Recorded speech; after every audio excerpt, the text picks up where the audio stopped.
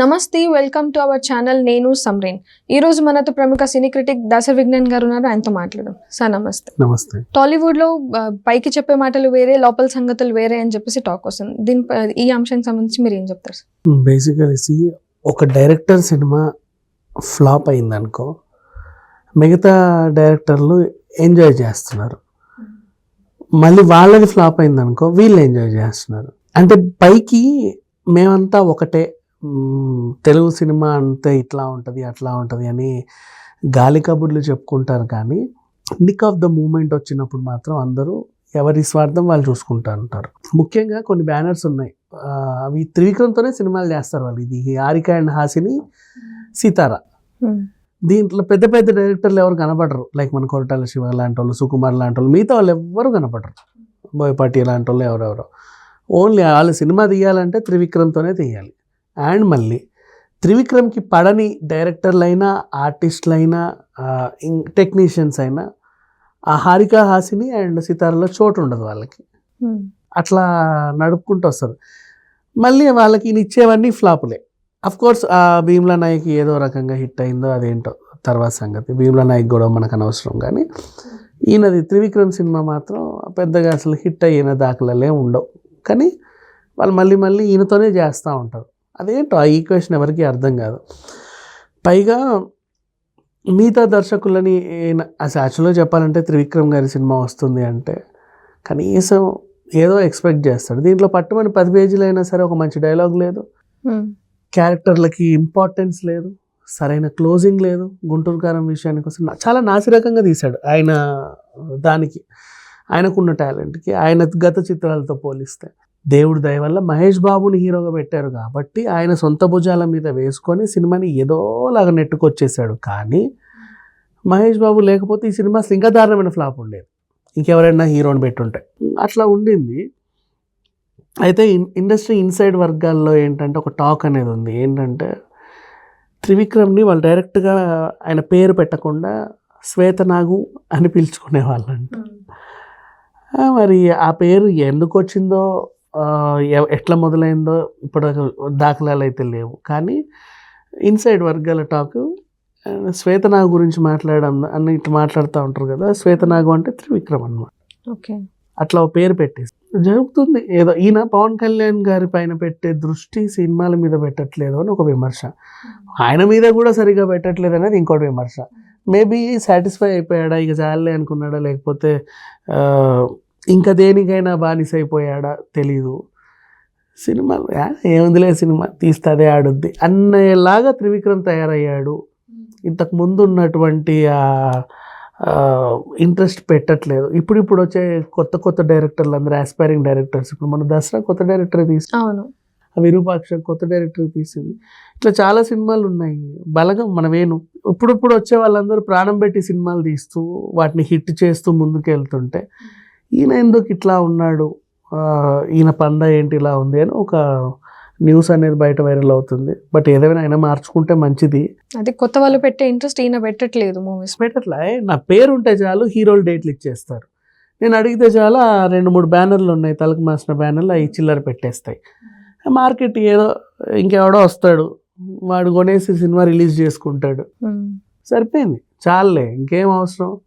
మనకు కావాల్సిన cinema తీసామా, release చేసామా, ఒక పెద్ద హీరోతో తీసామా, సరిపోయింది. ఈ సంవత్సరానికి బతికేసాము ఏదోలాగా. మళ్ళీ నెక్స్ట్ ఇయర్ చూసుకుందాం ఇంకేమన్నా సరే. ఈలోపు టైంపాస్ కావాలంటే అప్పుడప్పుడు పవన్ కళ్యాణ్ పార్టీలోకి వెళ్ళి ఆయనకి ఏదో రాసిచ్చామనుకో, ఆయన నవ్వి ఎంటర్టైన్ చేస్తాడు. ఆ ఎంటర్టైన్మెంట్ అది వేరు.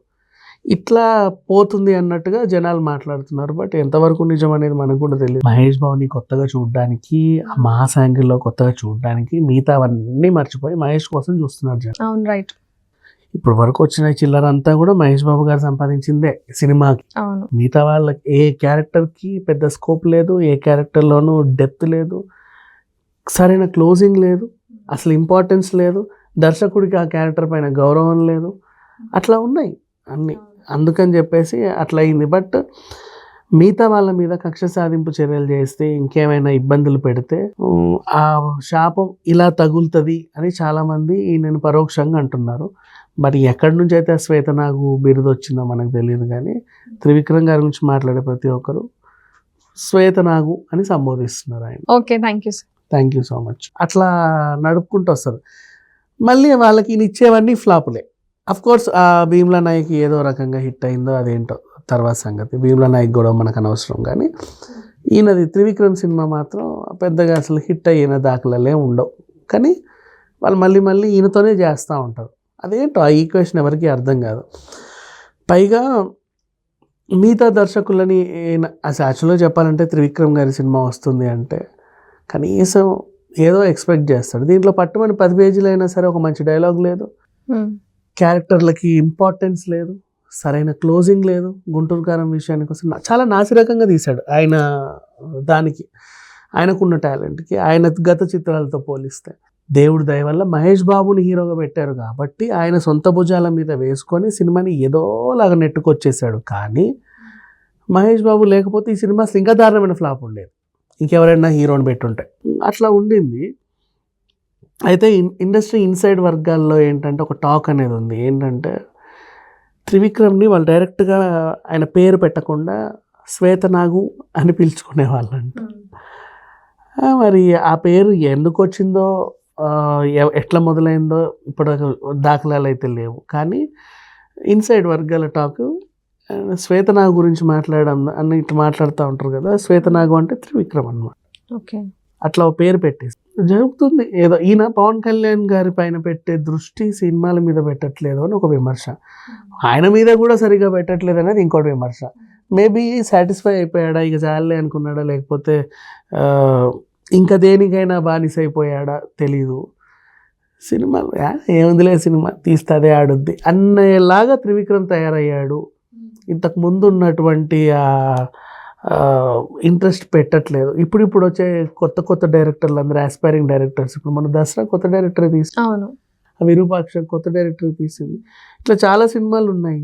బలగం మన వేణు ఇప్పుడు వచ్చే వాళ్ళందరూ ప్రాణం పెట్టి సినిమాలు తీస్తూ వాటిని హిట్ చేస్తూ ముందుకు వెళ్తుంటే ఈయన ఎందుకు ఇట్లా ఉన్నాడు, ఈయన పంద ఏంటి ఇలా ఉంది అని ఒక న్యూస్ అనేది బయట వైరల్ అవుతుంది. బట్ ఏదైనా ఆయన మార్చుకుంటే మంచిది. అది కొత్త వాళ్ళు పెట్టే ఇంట్రెస్ట్ ఈయన పెట్టట్లేదు. మూవీస్ పెట్టట్లే, నా పేరు ఉంటే చాలు హీరోలు డేట్లు ఇచ్చేస్తారు. నేను అడిగితే చాలా 2-3 బ్యానర్లు ఉన్నాయి, తలకు మాసిన బ్యానర్లు, అవి చిల్లర పెట్టేస్తాయి. మార్కెట్ ఏదో ఇంకెవడో వస్తాడు, వాడు కొనేసి సినిమా రిలీజ్ చేసుకుంటాడు, సరిపోయింది, చాలులే, ఇంకేం అవసరం. మనకు కావాల్సిన సినిమా తీసామా, రిలీజ్ చేసామా, ఒక పెద్ద హీరోతో తీసామా, సరిపోయింది. ఈ సంవత్సరానికి బతికేసాం ఏదోలాగా, మళ్ళీ నెక్స్ట్ ఇయర్ చూసుకుందాం ఇంకేమన్నా సరే. ఈ లోపు టైంపాస్ కావాలంటే అప్పుడప్పుడు పవన్ కళ్యాణ్ పార్టీలోకి వెళ్ళి ఆయనకి ఏదో రాసిచ్చామనుకో, ఆయన నవ్వి ఎంటర్టైన్ చేస్తాడు. ఆ ఎంటర్టైన్మెంట్ అది వేరు. ఇట్లా పోతుంది అన్నట్టుగా జనాలు మాట్లాడుతున్నారు. బట్ ఎంతవరకు నిజం అనేది మనకు కూడా తెలియదు. ఇప్పుడు చూసిన వాళ్ళు కూడా మహేష్ బాబు 1 man షో అని చెప్తున్నారు. అంతే, ఆయన ఉన్నారని చూస్తున్నారని కూడా వార్త వెళ్తున్నాం. మహేష్ బాబుని కొత్తగా చూడడానికి, మాస్ యాంగిల్లో కొత్తగా చూడడానికి మిగతావన్నీ మర్చిపోయి మహేష్ కోసం చూస్తున్నారు జనం. అవును, రైట్. ఇప్పుడు వరకు వచ్చిన చిల్లర అంతా కూడా మహేష్ బాబు గారు సంపాదించిందే సినిమాకి. అవును, మిగతా వాళ్ళకి ఏ క్యారెక్టర్కి పెద్ద స్కోప్ లేదు, ఏ క్యారెక్టర్లోనూ డెప్త్ లేదు, సరైన క్లోజింగ్ లేదు, అసలు ఇంపార్టెన్స్ లేదు, దర్శకుడికి ఆ క్యారెక్టర్ పైన గౌరవం లేదు, అట్లా ఉన్నాయి అన్నీ. అందుకని చెప్పేసి అట్లా అయింది. బట్ మిగతా వాళ్ళ మీద కక్ష సాధింపు చర్యలు చేస్తే, ఇంకేమైనా ఇబ్బందులు పెడితే ఆ శాపం ఇలా తగులుతుంది అని చాలామంది నేను పరోక్షంగా అంటున్నారు. మరి ఎక్కడి నుంచి అయితే శ్వేతనాగు బిరుదు వచ్చిందో మనకు తెలియదు. కానీ త్రివిక్రమ్ గారి గురించి మాట్లాడే ప్రతి ఒక్కరు శ్వేతనాగు అని సంబోధిస్తున్నారు ఆయన. Okay, thank you sir. Thank you so much.